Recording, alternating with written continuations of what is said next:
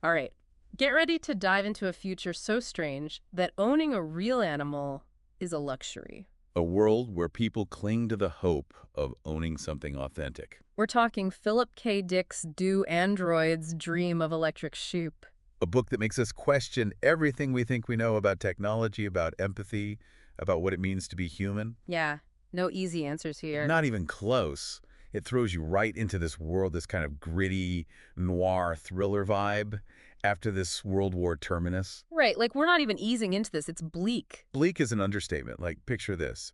The planet is choking on radioactive dust. Most of the animals are gone, extinct. And the only way out for a lot of people is to just get off Earth completely.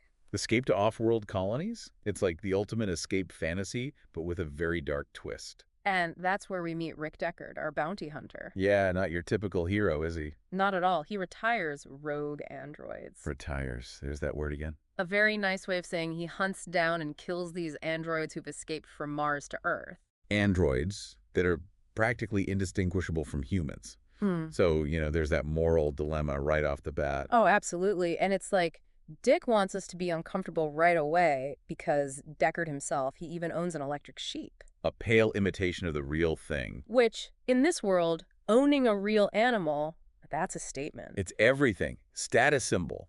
A way of saying, look, I can still feel, I still have empathy in this messed up world. And empathy, or the lack of it, is at the core of this whole story. Because it's not just about the animals. Human connection is messed up too. Fragmented. That's where the whole empathy box thing comes in. Oh man, the empathy box is... Everybody's plugged in, literally. Yeah. Shared virtual reality, all experiencing these super intense emotions together. Led by Wilbur Mercer, this almost messianic figure. It's this collective yearning for something real, something to believe in. Desperate for a connection. Exactly. And then we meet John Isidore, a special. Special. Another loaded term in this world. Yeah. People whose mental capacity has been affected by, you guessed it, that radioactive dust. And you see the societal divide. Oh, big time. The regulars get to escape to those off-world colonies. The specials. They're left behind. Like Isidore. He repairs artificial animals. Talk about blurring the lines, right? Seriously, it's like, what even is real anymore? And then there's Buster Friendly, this media personality, always on, always everywhere, with his sarcastic jokes. The total opposite of Mercer, but somehow they both have this hold on people. It's like Dick is saying, even truth, even empathy, can be manufactured, manipulated. And in a world like that, what do you even hold on to? So how do you even tell the difference between humans and these incredibly lifelike androids? Well, that's the million-dollar question, right? Yeah. And the book kind of hinges on this test, this Voigt-Kampff test. Voigt-Kampff test sounds intense. It is. It's this psychological test, supposed to measure empathy. The idea being that androids, no matter how advanced they get, they can't fake that. They don't have that essential human core. So it's like a window into the soul. You could say that. Yeah. But like all attempts to quantify something as complex as empathy, it gets messy, And Deckard, our bounty hunter, he uses this test to justify what he does. To convince himself these androids are just machines. Exactly. But then enter Rachel Rosen. Rachel Rosen, she's a game changer. Totally. She's a Nexus 6 android, Yeah. top of the line. And she almost passes the Voigt-Kampff test. Almost. Almost. And that throws everything Deckard thought he knew into doubt. If an android can almost fool a test designed to detect empathy. What does that even mean about empathy? Can it be programmed, learned? Those are the questions, right? And what makes it even more complicated, the Rosen Association, the people making these androids, they're using Rachel to find flaws in their own models. It's a terrifying thought. The more human-like these androids become, the less sure we are about what makes us human in the first place. It's a loop, this race, to create something in our own image. But then what happens when the image starts to question the original? And then there's Lubelift. An android opera singer. An opera singer. She's amazing. Her voice, incredibly moving. It makes you wonder, if an android can create art that affects us so deeply, what does that say about them? About us? And just when you think it can't get any weirder, it does. Deckard gets arrested. Arrested? By who? By another police officer who tells him, get this, that Deckard himself is an android. Wait, what? This is messing with my mind? Right, the whole world of the book just tilts. Yeah. And they take him to this whole other police station. Parallel police station, parallel reality almost. They give him their own version of an android test, the Bonnelly test. So now we're really questioning everything. Is Deckard an android? And if he is, what does that mean for everything we've seen so far? And then, just to add more fuel to the fire, we meet Phil Resch. Deckard's new partner. And he's got his own secrets, right? Right. Resch is, he's very good at his job, very efficient at killing androids. Oh. But there's this coldness to him. And he even says he owns a pet squirrel, which we know is practically impossible in this world. Exactly. So is he more advanced than the androids they're hunting?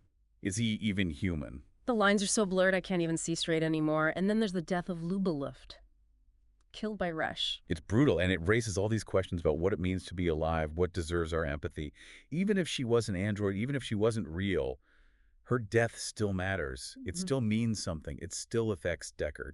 So much to unpack there. Where do we even go from here? Deckard's reality is shattered. His partner might be an android. And then there's this whole moral quagmire surrounding these escaped androids. Well, yeah, it's about to get even more complex. Deckard's still got a job to do. He has to hunt down these androids led by Roy Beatty. Right, Beatty. He seems different from the others. Like he's fighting for more than just survival. He is. He's smart, resourceful.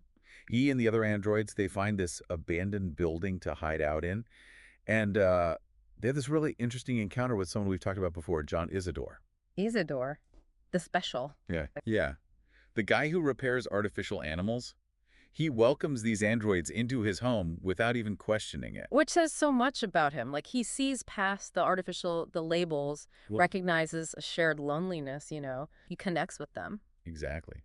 It challenges our assumptions about empathy, doesn't it? Yeah. This guy deemed less than by society shows more compassion, more understanding than anyone else. It's really making me think, okay, so what happens with Deckard? He's got to be a mess after everything that's happened. Oh, he's not doing well. And just as he's barely holding it together, there's this huge bombshell. It involves Wilbur Mercer. Mercer, don't tell me something happens to the empathy box guy. It's worse than that. Buster Friendly, that cynical voice of reason we talked about, he reveals the truth about Mercer. The truth. That Mercer might be a fake. A manufactured personality designed to manipulate emotions. Oh, wow.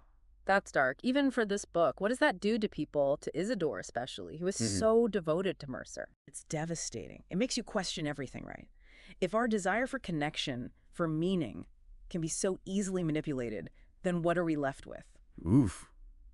That's heavy. And it's amidst all this chaos that Deckard makes a big decision. He buys a real goat. A goat. I remember this. What's the significance of the goat again? It's like he's grasping at straws, trying to reclaim some part of his humanity, his empathy, in this world that feels so artificial. But it's not a solution. It's heartbreaking, really. He's so lost. And the androids... The tension keeps building. Deckard finally confronts them. It's brutal, this showdown. Emotionally draining, and it culminates in the death of Priss, one of the androids. Man, it's like one gut punch after another with this book. It's relentless. But there is a small glimmer of hope amidst all this darkness. Oh. What is it? Don't hold out on me. Isidore, remember him. He discovers a toad. A toad. A really toad. It seems impossible in this world, but there it is. A tiny symbol of life persisting, even the most unexpected places. Wow. That's actually, like, really beautiful, but sorry, there's a but coming, right? Well, even the toad comes with a question mark. Is it real? Or is it just another artificial creation? Dick leaves that ambiguity hanging. Of course he does. This whole book is like one big question mark. What a wild ride. It's amazing how relevant all this still feels, even though it was written decades ago. Technology, empathy, what it means to be human. It's all right here in this book. That's the power of good science fiction, right? It holds up a mirror to our own anxieties, makes us confront the uncomfortable truths about ourselves and the world we create. And it stays with you long after you finish the last page. Absolutely. So, to wrap things up today, we leave you with this. What if the lines between human and android become so blurred that we can't tell the difference anymore? Does it even matter? Does the ability to dream, to feel, to empathize belong solely to us? Or could we create something even more complex, something more human than we ever imagined? Let us know your thoughts.